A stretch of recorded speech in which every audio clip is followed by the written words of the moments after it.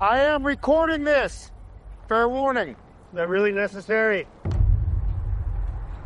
Look, Joe. 6 feet. Give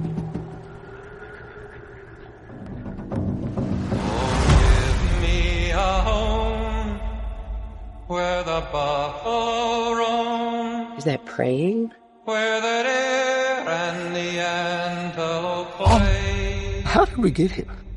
And even worse, is it worth it? Where seldom At the cost of being at war with your neighbors? a discouraging word. That's why I'm running for mayor. And the skies are not Mayor of Eddington. all day. Thank you super duper very much. I used to think that you were some big deal. But I am a much better human being than you. Who are you talking to? There's nobody here. Home, home on the range.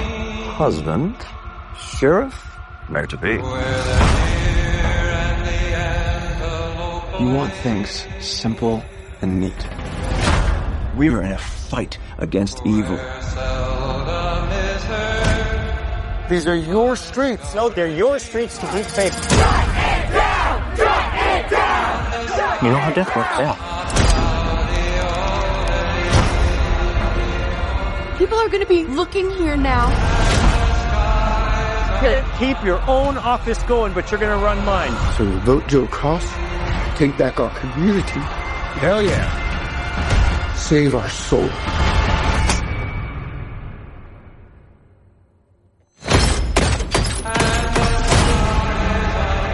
Your pain is not a coincidence. You are not a coincidence. We are not a coincidence.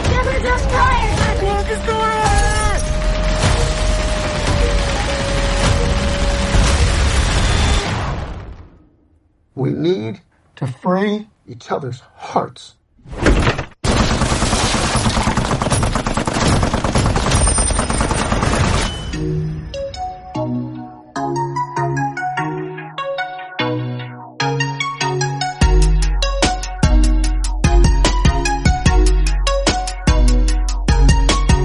Hello, everyone, and welcome to an all-new episode of the Robert Palace Podcast. Thank you so much for joining me, ladies and gentlemen. And on deck for today's episode, a back-to-back review of new films from this past week. The first one being I Know What You Did Last Summer, a continuation of a franchise that started back in 1997, starring Madeline Klein, and welcoming back originals Freddie Prinze Jr. and Jennifer Love Hewitt. And the second being Eddington, from director Ari Aster, starring Joaquin Phoenix, Pedro Pascal, Emma Stone, Austin Butler, among many others. And out of those two, one of them is my frontrunner now for Best Picture of 2025. Of course, that's my opinion. And I'll let you take a guess on which one you think that is. Also going to be talking about the motion picture Clueless, which turns 30 this week. 30 years of Clueless. That's just insane. I think of that movie, and just like a lot of stuff from the 90s, I just think it was like not that long ago, but it has been, and we'll talk about the legacy of it and all that stuff that I used to do as a spin-off show called 90s Films Turning 30. I would devote a whole episode to that, but I thought I would just put it all together under one umbrella, as I've stated before if you've been listening the last couple of weeks, as I revamp my show here and put everything under one roof. We'll talk about that towards the very end. But right now, let's get into this weekend's box office numbers. And again, it's been a very good summer, I believe, where nothing has really, like, tanked or flopped. And we had the new releases, which didn't really put much of a dent. But let's go through and see if they made the top 5. So at number 1 is Superman, retaining its number 1 spot, bringing in $58 million, a 53% drop, which is about on average for movies like this, but I still think good word of mouth is going to help it throughout the week. And I know the Fantastic Four First Steps is out this weekend, so that might take a bit of a hit. But I think for a majority, Superman is pretty good, and they're going to go on rewatches. I've been listening to podcasts. There's people that have gone out to see it more than once now already. So its total now stands at $236 million. Which is pretty good for the DC You Restart here, held by James Gunn. So I think it'll end up crossing over 300 million. And that's for anybody, again, that calls that a failure or not living up to expectations because you're comparing it to a movie where if you adjusted for inflation, yeah, it's going to be way more dollars, but that's just a dumb way to look at stuff. You got to look at the now and all the stuff that it's competing against, streaming and all other forms of entertainment that kind of you have to vie for if you really want to stand out in the pop culture landscape. At number 2, Jurassic World Rebirth, bringing in another 23 million, dropping 41%. It now stands at 276 million, but worldwide it's already more than $500 million. And again, this will be another one that'll cross the 300 million mark, and they'll continue to make more. Let's go back real quick to Superman. I want to see how much it's made worldwide. So 409 million. I kind of thought this is where it was going to land totally, like in the grand scheme of things, but now it's looking like if it could hit $500 million to 600, this is a pretty good success story for Warner's, who's having a hell of a year, considering all the stuff that dramatic changes that they're going through. They have a lot of the top movies this year: Minecraft movie, Sinners, Final Destination Bloodlines, and now Superman. At number 3 is I Know What You Did Last Summer, the first of 2 new movies this weekend. 3, actually, I should say. 12, bringing in 12 million, which is it was projected to bring in. Around 13 to 15 is what they predicted. I said if it made around 20, I would consider that a pretty big success for this franchise, which has always kind of been at the opposite end of Scream, kind of like, I don't want to say the lesser of two, but it was like, you look at Backstreet Boys, NSYNC, I kind of make that comparison to it. The budget for this was 18 million, so it's not like it's going to have to make a whole chunk of money to make its money back. So, 18 million production cost, you add in marketing and all that stuff, bring it to about 25 to 30 million. Yeah, this movie's not going to have to make much to warrant like a sequel or for them to greenlight a sequel, because spoilers, and we'll talk about this, but yeah, it does leave the door open for this to continue. At number 4 is Smurfs with 11 million. That's pretty disappointing for a family film, which, again, there wasn't much marketing to this, but there also wasn't people clamoring for another Smurfs movie. And, with How to Train Your Dragon and Lilo and Stitch and, Minecraft movies now available to stream at home, it was just going to be very hard for this movie to kind of make a dent and get any families to really check it out. Yeah, and with Fantastic Four coming out, the new Marvel film, it's pretty much dead on arrival, and everybody predicted it to be. I didn't really even talk about it on my show as trying to do anything at the box office in its run. So that's at number 4, Smurfs. And then at number 5, F1, bringing in another 9 million, dipping only 24%, so that's pretty good. Its total now sits at 153 million. Is it going to make close to 200 million?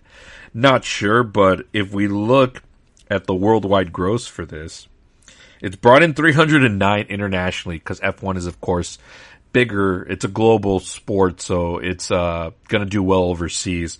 So worldwide, it's already at 463 million. So I think we're going to be looking at the $500 million mark that it makes when it's all said and done. So good move for Apple here. Good for Brad Pitt and his brand still. He's one of the top and last movie stars that we have in our pop culture bubble. And that's the top 5 for the box office this week. Again, it was all about the second week of Superman and how it was going to fare. Was it going to really dip off? But the fact that it only did 53% is actually pretty good, because more recently the comic book movies have been in the 60 to 70 million range, but that's because of bad word of mouth and all that. So I think Superman's kind of holding its own ground here, while it's not like astronomical. It's not like doing like what Sinners did earlier this year, where it had like the smallest drop off and it just continued to make money. But it's right where it needs to be right now, and it's on track to make over 300 million, which is good. Now, looking ahead to this weekend, the Fantastic Four First Steps. Now, I kind of want to try to bring back to the show on making like predictions on what I think certain movies are going to do at the box office this weekend. Fantastic Four has got a little bit of pressure on it, because it's coming off of movies that didn't really do well at the box office from their brand. You look at Thunderbolts and and Captain America Brave New World, which really underwhelmed at the box office. Thunderbolts, although it was critically a little bit more adored than more of the recent Marvel films, still really massively underperformed at the box office. So, but I think this one is it's going to perform really well, at least opening weekend. We'll see how it does overall. The curiosity of how the MCU is going to handle this version of the Fantastic Four, because we all know that they've been on screen before in other iterations from Fox. So the curiosity factor is one, why it's going to do well. Two, it's got a pretty decent cast, well-known actors. Pedro Pascal, who's all over the place right now. Last of Us on streaming. He's in Eddington, the movie that I'm going to talk about in a little bit. He was in Materialist earlier. And he's just all over the place. So, right now Marvel has got him as the hot hand. So, Vanessa Kirby's also done some pretty good work. She's been in the Mission Impossible films. She did Hobbs and Shaw. She's been in all different sorts of things. And then you got, Iban Moss, who's coming off The Bear, who's playing The Thing. Forgot what the kid's name who's playing Johnny Storm. He's off of Stranger Things, so that's going to bring in the younger audience. And then three, I think this is probably more important than anything, that this is kind of like the movie that's going to set up that next Avengers movie. Now, I know we haven't had the same type of storytelling leading up to these next Avengers films, but still going to be big and gigantic regardless of the fact. And there's been a lot of rumors that there's going to be there always is post-credit scenes in the Marvel films, but these are definitely going to direct impact like exactly, and it's going to lead us right into Avengers Doomsday. So there's going to be a lot of that, like, hey, we have to go catch this weekend. We don't want it spoiled for us. So if the number's a little bit higher this weekend, that's going to be my guess. So I'm going to go with around 145 million opening weekend. Again, curiosity, great cast, and it looks fun. We'll see if the movie actually is any good. I think the director is Matt Shankman, who directed the WandaVision series, and that was for TV, so we'll see how he does in movie format. But these superhero movies are all like episodic anyway, so maybe he's a good choice for this. But yeah, 145 million, and again, I think a lot of it's going to be curiosity, and people don't want to get spoiled. So for me, like, it's not the end all be all, just like Superman. And I mentioned this on the No Plots, No Vibes podcast, Abraham Trevino's podcast with his brother. I said it's because it's the same boat as Superman. It has a lot to prove, even though the MCU is an established brand. It has a lot to prove, and it has a lot of making up to do for all these kind of like so-so movies over the last couple of years. So those are the biggest two factors. So even if it doesn't make 145 like I'm predicting, if it does well enough and the movie's good and it earns over time, like, that's a win in itself. So Marvel really has to do some healing and some they got a lot of ground to make up before this next Avengers film, because the only other movie after that's going to come out is the next Spider-Man movie, which would have come after Avengers Doomsday, but since that got moved from May to December of next year, it leaves Spider-Man by itself in that July spot. So I'm really curious as to how that storytelling is going to affect, because I think they're barely about to start filming that Spider-Man movie, whereas Avengers Doomsday is already filming. So we'll see what gets affected, what doesn't. But either way, big weekend this week for the box office. I'm also curious to see how Superman holds up, like how much it dips, because people are going to go see Fantastic Four. Like, it's going to be number one. Let's not kid ourselves. Like, as much as more of a DC person I am, I know Marvel's going to take the number one slot this weekend. So let's not even try to debate that. But yeah, that's this week's box office report here on the Robert Palace podcast. Let's take a break. When we come back, I'm going to do a double review of I Know What You Did Last Summer and Eddington. Stick around. We'll be right back. One ordinary family. 4 astronauts go up into space and come back forever changed. Will become fantastic. On July 25th. Your planet is marked for death. We will protect you. As a family. Their greatest strength. Johnny, quit screwing around! Is each other. I tell you how to drive the ship. Don't tell me how to kill sexy aliens. Marvel Studios' The Fantastic Four. Get tickets now. All right, welcome back to the show. And The Fantastic Four First Steps in theaters starting Thursday evening. I'll be going to the Fan First IMAX screening So looking forward to that. We'll see, man. I'm going in with very low expectations, so maybe I'll enjoy it. First reactions are coming out about the movie. They're saying it's pretty good. So, I don't ever trust first reactions because, the first people that go and see those movies are like the critics that are always into those junkets and want to make their way into those junkets. Influencers, I got to see that firsthand working at the theater when The Flash came out. We had a bunch of influencers come in for like these first screenings, and of course they're going to praise everything because it's all about pumping it up and everything like that. So that's why I don't really trust these first reactions, and always, again, be your own judge. And I recommend movies to people, but I always also tell people, like, go see it for yourself. Only you can experience the movie how you're going to experience it, whether you like it or not. Like, going off of other people's words or just believing that and then just taking it as gospel is very weird to me. Like, be your own person. Go judge it for yourself. And that's what I'm going to do. Thursday, Fantastic Four, IMAX, first show. Okay, so this past week, checked out 2 new movies. First one being I Know What You Did Last Summer. I went, last Thursday night, took the kiddos. They were excited about this one. They had just recently, not that far back, watched the originals, and they like that. And they're in their teenage phase. They like these horror movies. My eldest more than the little one likes these horror movies. So we went to go check it out. It's slasher flick. They like the Scream movies a lot, and Scream's always been like my horror franchise. And I've said plenty of times on this show and to everyone that I know, like, horror is not really my genre of choice. I can watch them at home. I just can't do the jump scares or anything like that. And there were a couple of moments in this movie where, I'll cover up my ear a little bit just because I don't like the jump scares. It's not that the material scares me. It's just the out of nowhere, and I don't like that jolt. But a lot of it, that's what a lot of people like. And that's why you go to these movies, is to get that experience. So, I'm going to be very honest. I've never seen the originals, right? For as much as I talk about loving 90s films and all that stuff, this is really a franchise I've never dived into. And again, that's more of the tribalism of, like, I'm more of a Scream guy, so I just kind of revolted against this one because I felt like this one was like a reaction to Scream, to be like the opposite. Again, are you Backstreet Boys or are you NSYNC? That's a dumb thing, right? Because you can like both. But, when I was younger, it's like, you can't help but, like, pick one franchise over the other, and that includes, like, a lot of things. Are you a Godfather or Goodfellas person, right? Like, when I was a kid, it's like, oh yeah, I'm all about Godfather, but, growing up and maturing and learning about film, you watch Goodfellas and you're like, holy shit, this might be the better film, but it's okay to find a balance and you can like both of them. So I went into this without any knowledge of the past films, and I didn't really ask my daughters for any opinions on it, just because, you want to watch the movie for what it is and what they're trying to present.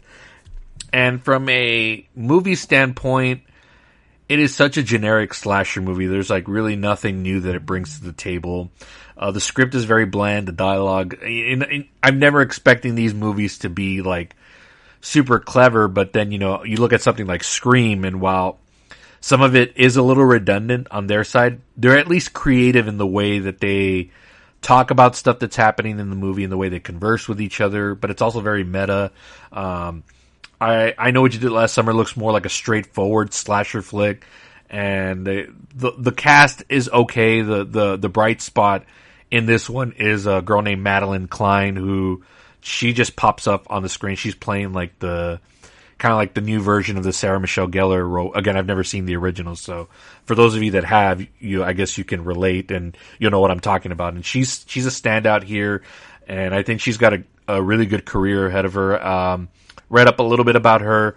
She's on a film or on a series called The Outer Banks on Netflix, which I don't know if I'll get into that, but I'm more interested in her. I thought she brought a lot of charisma to her role, but the rest of the cast, I've seen a couple of them here and there, but they didn't really do much for me. And again, the script is very bland, and the slasher kills and all that stuff are just very generic. So if you're going into this expecting some like lore or some like continuing world building, I don't think you're going to get much of that. Like, with Scream, they had their films in the 90s and then they've brought it back here for this newer generation, but they've also like established like the legacy characters and continued to move the story forward and try different things.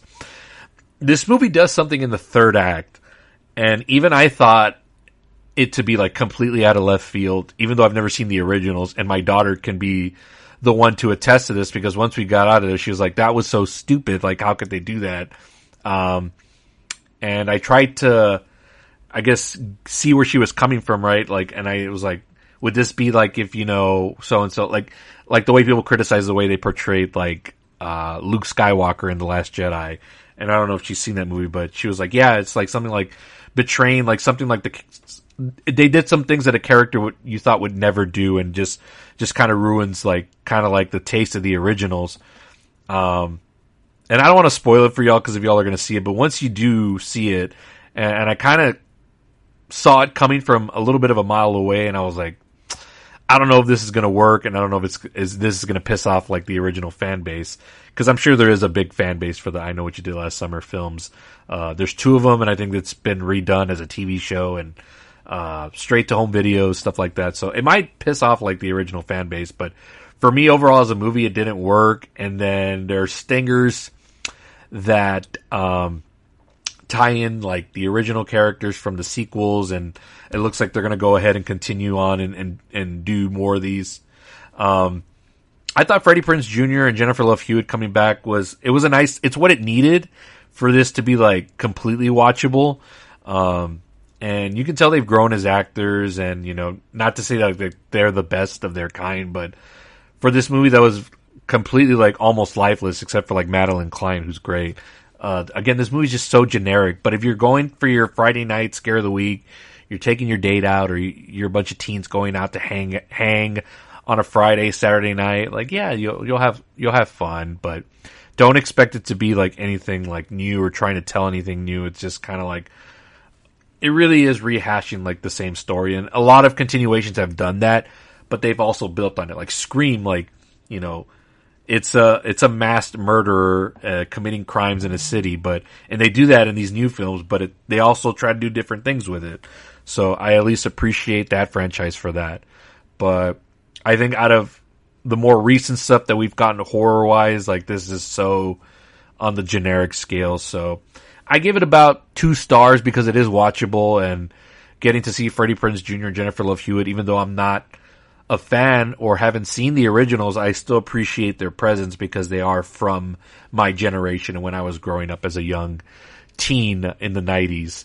I was a teen in the early 2000s, but growing up in the 90s, I guess I should say, in my adolescence, they were a big part of it. So seeing them on screen again was pretty cool, and it's watchable. And again, I look also to maybe this isn't for me, or this movie wasn't made for me, but if my daughter, who's in that, next generation, like, if they're saying like that the originals are still better, then that just goes to show that this one didn't really put a new dent in for them. But I'm sure they'll watch the sequel just like I would, just because it's continuing it and there's an interesting add-on to it. But now I'll probably go back and try to watch the originals just to understand it more, because it looks like they're going to bring back more of the characters from the originals, and we'll see how it goes. But I thought it's all right. I didn't think about it once we were done with it, and I could watch it again if it's on TV, but I'm not going to be looking for it, and it's not going to be on my physical media shelf, so don't look for that. I Know What You Did Last Summer, so I checked that out on Thursday. And then Friday came around, and I was really pumped about seeing Eddington, so I bought to a late show, even though I knew I was going to get out super late because it's freaking almost 2.5 hours. And again, I'm all about, like, why do movies have to be so long nowadays? But there's certain exceptions, especially it's for filmmakers and for stars that I want to see. So Ari Aster is an interesting filmmaker for me. Not all of his movies have hit for me. I loved Hereditary. I thought that was one of the scariest movies I've ever seen in my life. I put it up there with like The Shining and, the first Conjuring movie, at least for me, right? I know there's a lot of horror movies out there, but for the ones I've seen, I put it up on that tier. Midsommar was like a mixed bag for me. There's a lot of creepy stuff in it. I may have to revisit that one to get a different opinion. And again, it may change over time. Like when I saw it originally, I was just kind of like, whatever. Maybe I might like it more now if I checked it out again. And then Beau is Afraid I still need to watch, but that one is 3.5 hours, so I really gotta, just chalk up some time to try to do it. So here we are, Eddington, and it's a kind of like more, it's a shift away from what he was doing, right? Like the horror kind of creepy aspect of it. But then when you finally watch the movie, it's like, no, this is totally on brand with the other stuff that he's done. So takes place in the fictional town of Eddington, New Mexico, and it's around May of 2020, so it's around the time about the pandemic, and I know it's a very, I guess, touchy subject, and even I myself was like, man, I don't want to see like COVID on screen. We lived through it, and I made that example when I was watching what television show was it? This Is Us. And they did a storyline where it involved COVID, like, testing and all that stuff. And I was like, oh man, like we just went through this. Like, why am I seeing this now? But the angle that Astor's trying to tell from this point of view is just basically what this whole pandemic did to us as a society. And it's very scary and it's very telling, and just how far we've gone, how far we've gone in terms of like communicating and listening to each other, and how much the internet and social media and all of that stuff is integrated into our brains, and stuff that we believe in, and taking sides, and just all these different aspects, right? And how we've just kind of deteriorated, like kind of like dystopian, like we're all fearing like, oh, we're headed for like this post-apocalyptic, and I kind of think we're in it now, and that's just an opinion of mine. I think we're in it now just based on what social media and this pandemic did to us as a society, because when you go back to a little bit before the pandemic, I feel like things weren't as extreme now, like in terms of like opinions and, political beliefs and all that stuff. Like, yes, it's always been there, but I think COVID just heightened everything to just an extreme amount. And this movie showcases that. Like, it's a little absurd at times in how deep this movie goes, but it's not far off in terms of like, how a lot of this generation now is TikTok brain, and how you promote yourself, and how stuff is taken out of context, and virtue signaling and all these other things. And it's all tackled in this movie. And I thought it was really well made. And, it's all headed by Joaquin Phoenix in his performance. He plays the town sheriff. And, he's really like, again, this movie doesn't take sides. It's showing like just all aspects of it. If you're someone who leans far left, there's stuff in the movie that you're not gonna like, but there is stuff that you will. If you lean far right, you're gonna find stuff in here that's atrocious, but then there's gonna be stuff that you also agree with in the movie. And then me, like, I'm more of like in the middle, kind of like just, I play it by ear as it goes, right? Like, there's certain things I agree that are right-leaning, and there's some stuff that I agree with that's left-leaning. I'm just kind of like in the middle. Like, I don't really like to try to get into any of that stuff. I'm more of a, I like to people watch, so I like to see what's going on around me. And that stuff to me is like very funny. And that's, a lot of this movie it's pretty funny, especially when you see how absurd it is, but in terms of like how like this is kind of like what we're really seeing in real life now. So, and that's what makes it a horror kind of like, and there's really some visuals in here that are horrific. But again, just a really well made film. It has a very, it's very standard, like first and second act. And then in the third act, it just goes wild bonkers, and you have to be on the ride with this movie to really like just be like, okay, like I'm deep down this rabbit hole, like just see where it takes me. And if you're someone that just likes a straight narrative and wants something like just an easy result of what the film is, you're going to be like, what the fuck did I just watch? And that's the way I was coming out of Midsommar, how I came out of watching, Hereditary. But here, to me, I think this is his best movie, Ari Aster. This is his best movie from start to finish, where I was just totally in, and I bought into everything that was going on. The acting is just tremendous. The script is awesome. There's a lot of ideas, and there's swings that he's going for. and it just all works for me, and it's just, to me, probably the front runner right now for best motion picture of the year. Now, do I think this movie's actually going to get any Oscar nominations?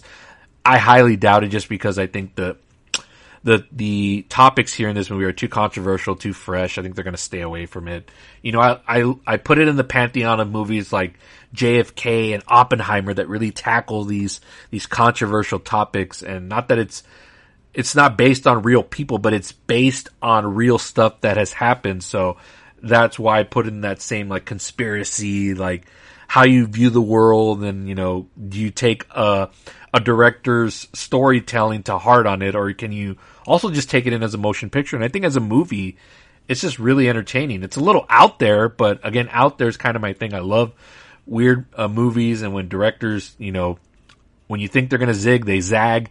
And when you think it's going to go one way and it goes completely the other direction, I'm all for that, because I love when movies keep you guessing and keep you like, man, well, that's an interesting choice.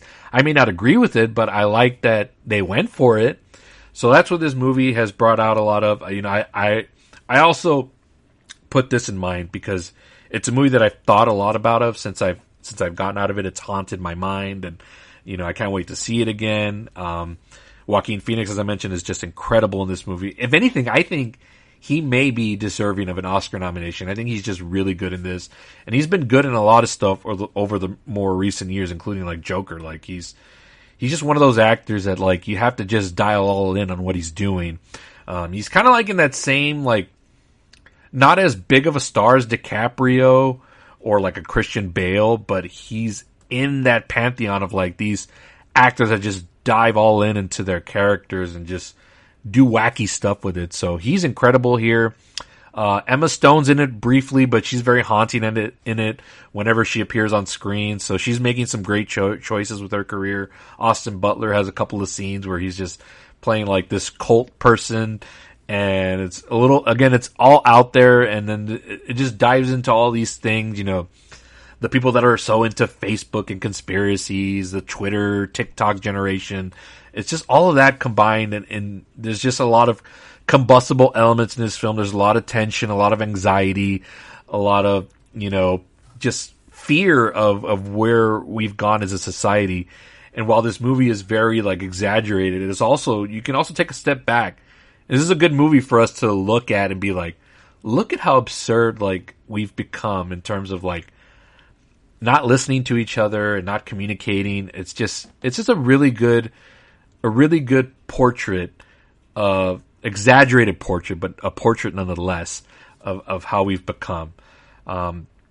I highly recommend it. It's not going to be for everybody, and there's going to be people that are like, fuck this. What do you mean? How can you recommend this?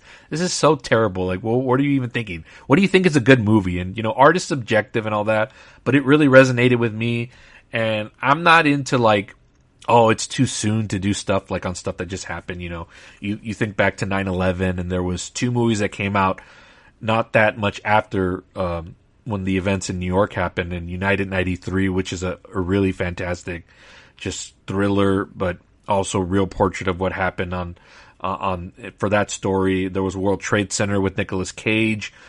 I remember I saw that movie, but I have to revisit it also to see if it's held up. But United 93 for sure. And that came out right in the aftermath of that. And people were like, oh, it's too soon. You can't do that. But, you know, you can't make art, you know, you got to make it for its time. And right now we're still dealing in the aftermath of COVID. You know, we're not really that far off past this pandemic. You know, we're still feeling the after effects of that. And, you know, now with AI, and that's another thing that this movie brings in, is the whole AI picture and how stuff is rapidly changing with that. So, again, it's a horror movie in a way, so Ari Aster hasn't strained that far off, so that's why it's kind of like, when you look at the trailer at face value, it's like, oh, this is it's a departure from what he's done. But once you see it in its totality, you're like, holy shit, like, this is right on brand for him. So, bravo, and kudos to him, kudos to the cast, and the cinematography. It's also shot really well. So that I give them tremendous kudos for. The movie looks great. Can't wait to watch it again. Can't wait. I think I'm going to own it. It's probably the first Ari Aster film that I'm going to own. Even though I do like Hereditary a lot, I just don't own it yet. But Eddington, I'm going to buy and put on my shelves. One of the best of the year, and I really enjoyed it. Hope you check it out as well.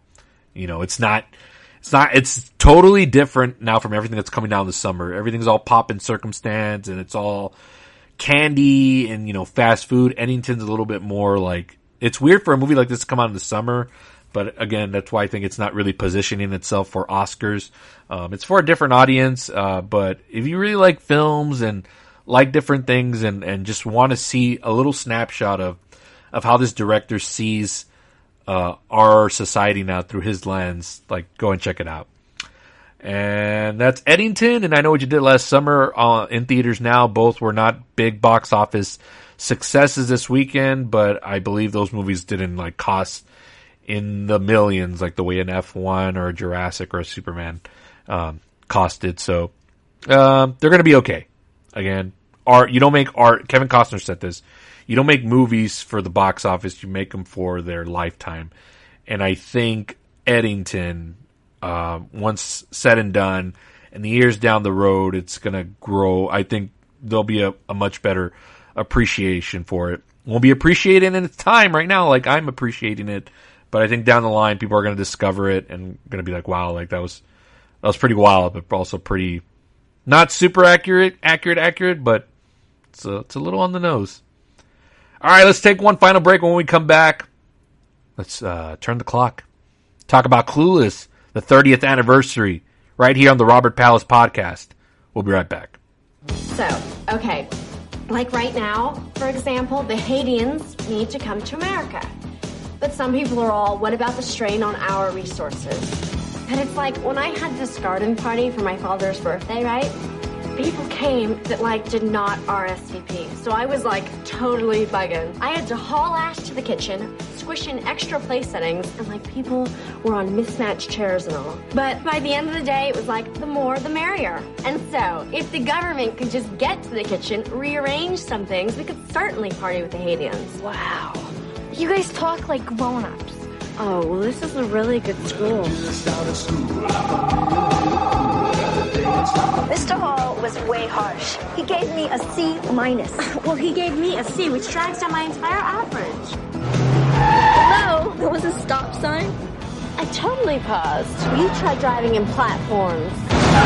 Oh, should I write them a note? Ew! Get off of me! As if. Cher's got attitude about high school boys. It's a personal choice every woman has got to make for themselves. Cher's saving herself for Luke Perry. Cher, you're a virgin? I mean, I'm not prude. I'm just highly selective. I mean, you see how picky I am about my shoes, and they only go on my feet. Nice stems. Thanks. What the hell is that? A dress. Says who? Calvin Klein. What are you doing? Yo, you're getting on the freeway! Get out of the freeway!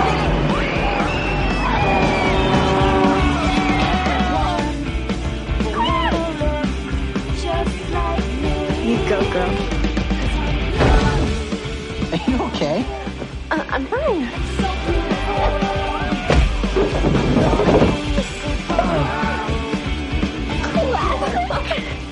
Whatever. Did I miss something? Is big hair back? Amber, my plastic surgeon doesn't want me doing any activity where balls fly at my nose. Well, there goes your social life. I'm gonna be a supermodel. Welcome back. Now it's time for my favorite segment on today's episode. And it's something that I used to do as a spin-off series where it had a whole episode dedicated to itself. But I thought I can condense it a little bit and just put it under one umbrella. And that was the 90s Films Turning 30 series. And today our attention will be focused on the Amy Heckerling comedy Clueless, starring Alicia Silverstone, Paul Rudd, Breckin Meyer, Dan Hedaya, among many other actors, including the late Brittany Murphy. Just a great ensemble here. And that released on July 21st, 1995. I'm recording this on the 22nd, so happy 30 years to Clueless. You know, Rotten Tomatoes likes to ask, what's the best thing you watched this weekend? And I know I spent this entire episode really gloating about Eddington and how it's my front runner for Best Picture of the Year. And I do believe all that. But I had no better time this weekend than finishing work, grabbing my dinner, sitting down, turning on the TV, and popping on Clueless to rewatch and get ready for this pod. And boy, did I have a blast. Laughed my ass off. I forgot how incredibly sharp this movie is. You know, you can get caught up in all the 90s stuff that's in this movie, the way they talk, the fashion, you know, just the trends. You get caught up in all that, but then you forget how incredibly smart the movie actually is and its screenplay and all that. And we'll talk about all of that. But yeah, this was a lot of people consider it a cult classic. I thought it was a giant hit in its time, but I guess if you look at like the box office of it all, it only grossed a total of $56 million domestic.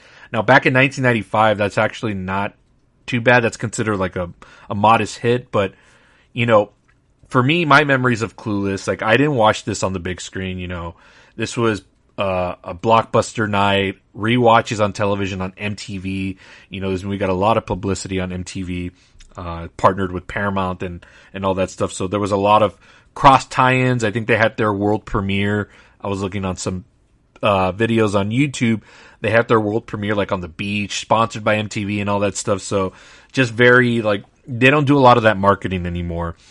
So let's talk about the box office a little bit. So 56 million here in the US, only 90,000 internationally. Now, obviously, the international market in movies has grown a lot over time. So if they did this today, I think it would gross a lot more than 90,000 for a total of 56 worldwide. But again, a lot of people consider this a cult classic, and it grew. And what they mean by cult is like, you know, it's got that home video rewatch and all that stuff. So there was a lot of room for movies like this back in the day to really grow an audience. Whereas like, if you did this now and like released it, I don't know if it would get that big of an opening. I still think it does because of how it's the story, the marketing. If you marketed it the same way, I think you would get the same audience to go and check it out and make this a box office hit. But if it didn't have the marketing, you know, power behind it and all that stuff, I think it would have a really hard time like trying to grow an audience, and it would just be like a dead on arrival kind of thing because, you know, physical media is kind of like a rare thing nowadays. And, you know, could it grow like if it went to like Netflix or something like that? Maybe, but then by that point, it's like, you know, you want to make your impact on the big screen, and that's how you really get into the consciousness of like all time. Like Clueless, I think is all time. That's why we're talking about it here today, 30 years later. So if you released it today, and I can get on that on the latter part of the episode where I discuss of whether this is aged 30 years later and how it would be perceived today. Talk about that later. But in hindsight, I think, you know, Clueless to me was like a giant hit. It was so pop culture savvy, and it's a perfect like 90s time capsule, and it just encapsulates that time, even though it involves rich people. But, you know, all of us got in the trends of like the whatever and as if, and, you know, just the whole 90isms of this whole thing is just incredible. And, it's obviously all that stuff has aged out and nobody talks like that anymore, but I think you could still release it today and it's still like a timeless movie. So we talked about the box office a little bit. It opened to 10 million. You know, we just talked about I Know What You Did Last Summer, which opened to about 12 million. So if you adjust it for inflation, obviously Clueless had a way higher opening than I Know What You Did Last Summer. But like I said, I think it's kind of dumb to make that comparison. And we'll see how I Know How You Did Last Summer does overall. I guess that's a fair comparison because it's opened right around the same range. So let's see if I Know What You Did Last Summer can grow to like a 50 domestic, something like that, like a Clueless did. So I'll keep an eye on that just to see perspective. I know it's not the same type of genre, but it is still that mid-range, like kind of like not a big budgeted type of movie. And I don't have the budget here for Clueless, but I reckon it probably didn't cost a lot to make this movie. Most of it takes place, you know, there's a lot of sets here, but I don't think it's too crazy to think that they spent like $100 million on this. Now, critically, I like to look at a couple of things when talking about this. So, I don't like Rotten Tomatoes for myself personally, but I know there's a lot of people that do use this as a way to see if they're going to watch a movie or what people are thinking about it. So I like to talk about it in this segment just because it's a starting off point and how people are perceiving the movie. So, it's got an 82%. It's certified, so that means like it's positive for the most part, certified fresh. And here's the consensus on the critics' reviews. A funny and clever reshaping of Emma, Clueless offers a soft satire that pokes as much fun at teen films as it does at the Beverly Hills Glitterati? Word I've never heard before. So critics for the most part liked it. 76% on the audience scale. Now I thought that would be a little bit higher. This movie is a little bit sharper and smarter than most of the teen comedies that we got like in the 90s. So maybe that's why it's a little bit lower scaled. Audiences sometimes don't like that sharp and witty of it, even though like a lot of these characters are dumb in the movie, but the way it's told, it's like very smart. So again, that's the jumping off point. Another thing that I looked at in the 90s, especially for this decade of movies, is you would look at specifically two critics to whether or not like a movie was like deemed worthy enough to watch and, you know, worth your time. I always looked at Gene Siskel and Roger Ebert, you know, the guys that give you the 2 thumbs up. Now, for the young generation listening to this, you all have no idea what I'm talking about. But for people my age and older, you know, when you would go to the movies or you would go to your video store, a Blockbuster or something like that, and you're trying to check out what movie you're going to check out, you would see on the box, and it would say like either 2 thumbs up or Roger Ebert gives this movie a thumbs up. I don't think you would ever see a thumbs down on a box. That would be just dumb marketing. But that's how you could see it. And some movies were affected by this, you know, as terms of like, you know, if you saw 2 thumbs up, that's like, oh man, I got to see this movie, or just an endorsement from like a Roger Ebert or a Gene Siskel. So I watched a lot of their old reviews are on YouTube. So I did see their video vault of Clueless, and they both gave it thumbs up, and they all liked it for the same reasons I did: a sharp script and characters that are plain dumb but are also like have their smart moments in the movie. So overall, it's a critical success and just a modest box office hit. Again, more cult status where it gained its following a lot more after its theatrical run. Even though, again, I'm just going through my experience of when this movie came out. I thought Clueless was very big, but you know, it's good to look at perspective and stuff like that. So, all right, let's look at the synopsis of what this movie is on IMDb.com is where I'm getting this off of, and it'll give me a better range of whether I think this is a good way to sell the movie to people and whether or not it's a good depiction of what it actually is. So here's the synopsis. Shallow, rich, and socially successful Cher is at the top of her Beverly Hills school pecking scale. Seeing herself as a matchmaker, Cher first coaxes 2 teachers into dating each other. Now, that's one part of the storyline, right? But I think what also is missing here is the fact that she does get into making over one of the other characters introduced here, played by Brittany Murphy, character named Ty. She makes it on a mission to try to make her over, and you know, she's kind of got like that grungy emo look, skater look, so she wants to turn her into like this popular social elitist type girl. So she makes that kind of her mission of the film, and you know, in that storyline, she learns about herself and you know how to really how she views the world and all that stuff. So there's a lot of stuff in there, you know, a lot of soul searching, very good coming of age stuff, right? Which is what a lot of these teen movies are, is good coming of age stuff. So I think from that aspect, it still works even today, 30 years later. Let's talk about a couple of things that I liked about this movie. Well, wait, first on the synopsis. So that, again, it gets the plot points just a little bit, but it's missing that big part with Ty, because that's a huge part of the movie. Let's talk about the things that I liked about this movie a lot. So let's start with, you got to start with Alicia Silverstone. Just perfect casting. And I think she'd only done a few movies before this. She was discovered by Amy Heckerling by watching some Aerosmith music videos that she was in and thought that she was perfect for the role. If you look in hindsight, you could probably see someone like a Reese Witherspoon being probably, in terms of like more name value at the time, being perfect for this. But Amy Heckerling has said in interviews that once she saw Alicia Silverstone, she knew she wanted her for the role and nobody else. And if you release this movie today and it got all the marketing and all the power behind it and the push and the campaign, I could see at most Alicia Silverstone getting a Golden Globe nomination for this role, because her portrayal of Cher is just so top notch. She's so funny. She's so beautiful. Like, she's so confident in her role. And it's just one of those standouts where it's like you watch and you're like, nobody else could have played this role the way she did. And her line delivery is so sharp. You know, I put the trailer snippet for you in this pod. And it's the way she's delivering her stuff. She's like so confident. Even though some of the characters are looking at her like, what the fuck are you talking about? And one of the perfect examples of this movie and how she's so confident in what she's saying and how she talks. There's a scene with her and Paul Rudd. And they're on the couch and they're watching TV, and you know, he's mocking her about something, and he's like, "You're talking about doing all this, and here you are watching Ren and Stimpy." And she's like, "What? Ren and Stimpy? Ren and Stimpy is like so existential." And Paul Rudd looks at her, it's like, "Do you know what the fuck you're talking about?" And she's like, "No, but like, do I sound like I do?" And like, you know, she's just so confident and cool of a character. Alicia Silverstone, what a goddess, you know. She got to be in a couple of other things in the 90s. You know, she ended up landing Batman and Robin because of this. She ends up being Batgirl.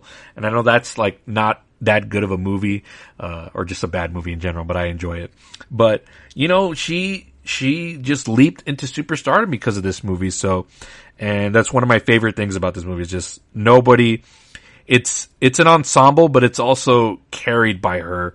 And you have to have a performance like this to make the movie work. And you're behind Cher 100%, even when she's doing like, you know, she doesn't know the error of her ways, but you're still cheering her on because she's such a likable character in a world where it's a bunch of social elitist, like popular kids and snobs and bratty and all that stuff. But overall, just a lot of these characters are just likable, but she's the most likable out of all of them. So that's the first thing that I liked about this movie.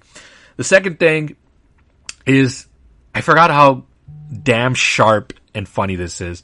You know, you watch and you get caught up in the event of it all, but then you just, when you're watching it and you're paying attention to how these characters talk and the jabs that they throw at each other, or just the commentary that they're making on, whether it's, you know, social commentary or just thoughts about trends or whatever, it's just super sharp. And also just the way gags that they throw at you, like the plot obviously in this movie is Cher is trying to get her grades changed, and so she wants to manipulate two teachers into getting together romantically so one of the teachers could lighten up and then just be more flexible as far as like changing Cher's grade. And there's a part in the movie where her and Dion, played by what's her name? Stacey Dash, and they're writing like a love letter that's from the male teacher to the female teacher.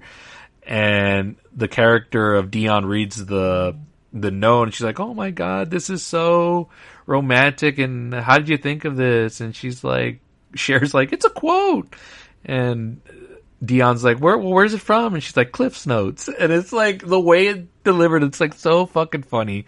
And when I heard that, and I was like, man, this thing is so sharp. It's so self-aware, but it's so sharp, even though the character's an idiot sometimes. The screenplay is just so sharp all the way through. A lot of pop culture references, even to stuff that I started liking like years down the road in my early adulthood, like Twin Peaks. And there's a line in there about Twin Peaks in the movie where Cher's in the car with Fulton and he's trying to make a move on her. And she's like, "Oh, I'm having a Twin Peaks experience." Like, just so fucking sharp, and just characters that just know what's going on in their world. And brings me to my third thing about this movie that I really love, is that it's just confident in the world that it's in. It's absurd, and it's a little over the top, and even the fashions are super trendy, even though it's super 90s, but it's super almost like futuristic in terms of like the stuff that they're wearing, but it's like total 90s. Like, even when Cher's like getting ready for a day of school and she has like a computer on it, and it's like a digitized version of her trying to pick out her outfit. It's like so futuristic, but it's so 90s. But yeah, it's just confident in this world that it's in, and what the characters believe, and how they view the world, and how they view like each other, and, you know, classes and stuff like that, the stereotypes and the type of groups of people. But they're never really in each other's way. They kind of just like intersect. It's never like anybody really putting anybody down. Like, yeah, there's a couple of jabs here and there, but for the most part, they all like hang out together. So again, it's just a very fun teen comedy, and it's just so confident in the world that it's in, and you got to give it props for that. When a movie knows what it wants to be and the characters believe in themselves, even though some of the stuff that they're saying here in this movie is fucking ridiculous, yeah, you got to give a movie props for it doing that. So those are a couple of things that I liked about this movie.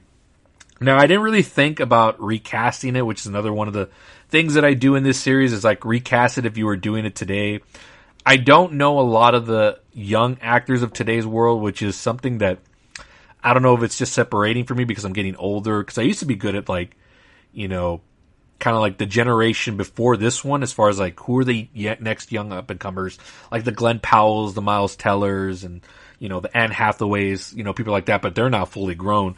The next generation, I'm not sure. But again, I think Cher is just such a once-in-a-lifetime casting. Like, I don't know if you could redo it. And even if you did, it's one of those, like, if you tried to recast Iron Man or Heath Ledger's Joker, like, I know you could recast a Joker, but, like, to get a performance like that, and are you saying, like, oh my God, is Cher on the level of, like, a Heath Ledger acting? Like, no, but the fucking character of Cher is so iconic that it would be hard to duplicate if you did it again. So I didn't really want to do the recasting for this one because excuse me, I think it's just really well done here. And it was a movie for its time, even though it's for its time in terms of like what it's tackling in the movie, but the movie overall as a watch is timeless. You can watch it whenever, but you can't recast Cher. Alicia Silverstone was just meant for the role, destined for it, and she pulls it off to perfection. Now, the other supporting characters you could recast, but again, I'm not too familiar with who's in the now. You know, the most that I've watched that I really got invested in the young actors was like Cobra Kai, but I can't really see any of those actors really in like the Cher role, at least like the female characters. I can't see it. But some of the other supporting characters I can see, you know, I can see like Zolo Marinduano, who plays Miguel on Cobra Kai. He could play like the Breckenmeyer character of Travis, and you know, yeah, there's just a couple of characters here that could get recasted easily. But Cher, I think, is the one where you can't really, you know, you can't really replace. So it's a once in a lifetime performance, and that's kind of why, probably a big reason why this movie is still being talked about 30 years later. It's because of that performance. Another thing that I tackle on this segment is whether or not this would be theatrical or streaming in today's world. Now, I talked about it a little bit earlier. I do think more likely, I said if it got a theatrical release, it would be successful. But again, I'm not a studio exec, and I'm not, you know, churning out the money for this. So I think it would get released probably like on Netflix if it were made today. And I don't know if it would have the same grasp on the pop culture bubble. But also there's just so much stuff now. There's TikTok, there's video games, there's streaming, there's movies, there's sports, all these different things that have like a wide range, and there's social media. So it's kind of really hard to grab the attention. Now, if it gets put in a theatrical standpoint, it has a better chance. But if you put it on streaming, it's just somewhere there on the platform and you got to look for it. So unfortunately, in today's world, this movie would get released on streaming. We'll talk about this soon, but The Naked Gun is going to be very important for comedies going forward, because if that one doesn't make money and this one's getting released theatrically, I don't know if these movies are going to have a chance of making a comeback on the big stage in the theatrical world. So I'm glad that we got Clueless when we did, and we're still talking about it here 30 years later. And again, you don't get that if you don't really get the theatrical experience. You can get talked about here on social media if it's on streaming for a little bit, but if you want that big pop, you gotta have the big experience on the big screen.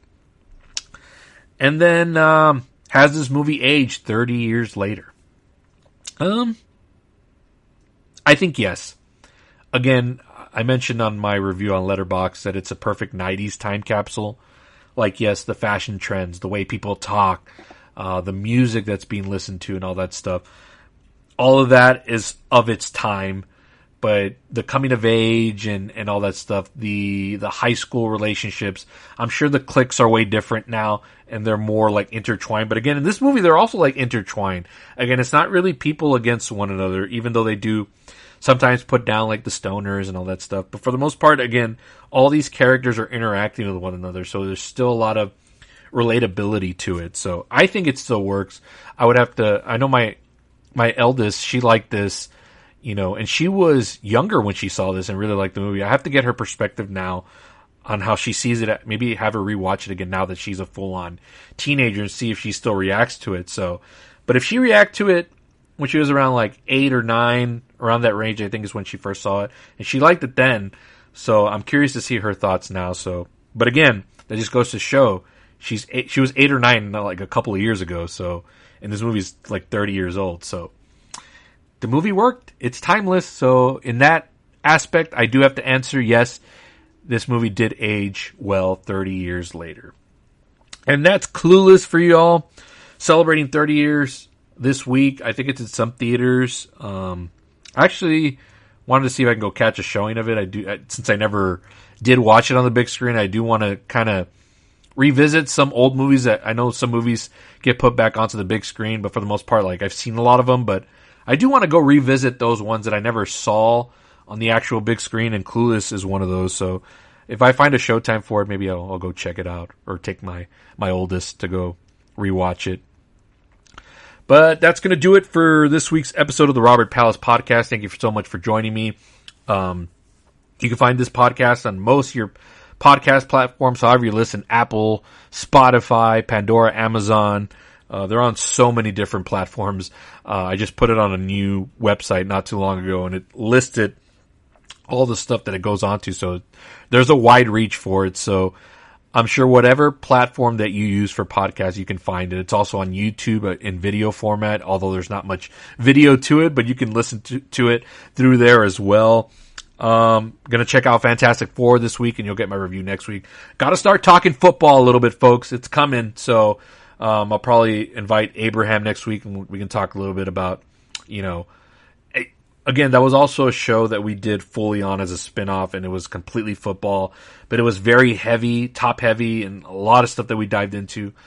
If I'm going to do football again on my show, I do just really want to hammer out like the big points and, not every single thing on which each team is doing. And that's, I think that the time for that show is kind of come and gone, but I still love football a lot. I'm really looking forward to the season. I'm looking forward to my Pats and my Buccaneers. So I have high hopes for this season. More so than the last couple of years. I have really high hopes of them achieving success. So got to start getting into all of that. So we'll talk about that, along with Fantastic Four next week. And then, Naked Gun coming soon. As I mentioned, it's very pivotal to that being the kind of like starting point of whether we're going to have comedies make a big comeback in the theaters. So we'll see. But thank you so much for tuning in. We'll catch you on next week's episode, guys. Thank you. Take care. Paramount Pictures presents a story about life. Oops, my bad. Liberty. Ew, get off of me. I'm Ed. And the pursuit of accessories. Shopping with Dr. Seuss? Well, at least I wouldn't skin a collie to make my backpack. So, Alicia Silverstone. He does dress better than I do. What would I bring to the relationship? Clueless. Are you okay? I'm fine. Rated PG-13. Starts Wednesday, July 19th.